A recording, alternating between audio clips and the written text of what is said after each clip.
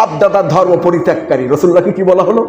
বাপদাদার ধর্ম পরিত্যাগকারী, তুমি নতুন ধর্ম আনয়নকারী, তুমি চুপ করো। রাসূলুল্লাহর সাথে এই অশোভন আচরণ করার জন্য আল্লাহ পাক সূরা লাহাব নাযিল করে দিলেন। কি নাযিল করে দিলেন?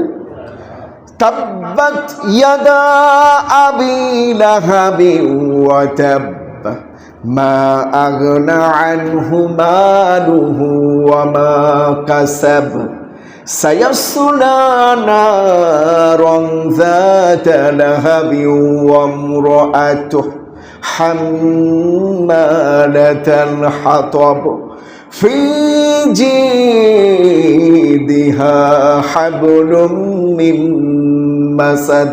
বলেন আল্লাহু আকবার। এই আয়াতগুলো যখন নাজিল হচ্ছিল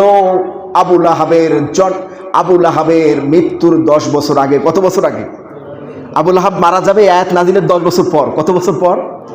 10 বছর আগে আল্লাহ পাক এই ওহী নাজিল করে দিয়ে আবু লাহাব এবং তার স্ত্রী উম্মে জামিলের প্রতি অভিসম্পদ করলেন যে তোমরা রসুলকে ডিস্টার্বকারী দম্পতি, তোমরা ধ্বংস হবে, তোমাদের 2 হাত ধ্বংস হবে। কে বলল? স্বয়ং আল্লাহ। দেখেন আল্লাহু আকবার। কুরআনুল কারীম যে কত বাস্তব, কত সত্য, কতটা আস্থাভাজন একটি মহা কিতাব আল্লাহর পক্ষ থেকে। আবু লাহাব ভালো হবে না, সবচেয়ে ভালো কে জানেন? খতামাল্লাহু আলা কুলুবিহিম ওয়া আলা সামঈহিম ওয়া আলা আবসারিহিম।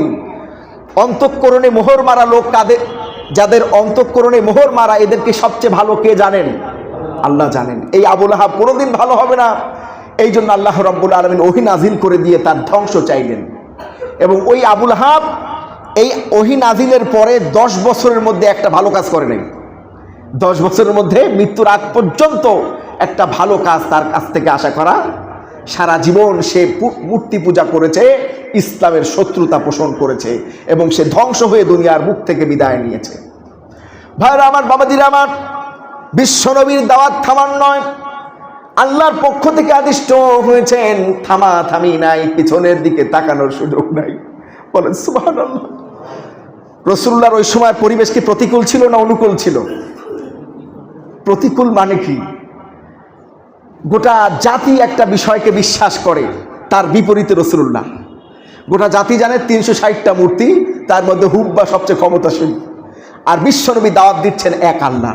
ইয়া কওমি ইবুদুল্লাহা মা লাকুম মিন ইলাহিন গায়রু। হে আমার কওমের লোকেরা, হে আমার দেশের লোকেরা, এক আল্লাহর ইবাদত করতে হবে। কয় আল্লাহর ইবাদত করতে হবে? এক আল্লাহ। রাসূলুল্লাহকে প্রশ্ন করা হলো, আব্দুল্লাহর পুত্র মুহাম্মদ,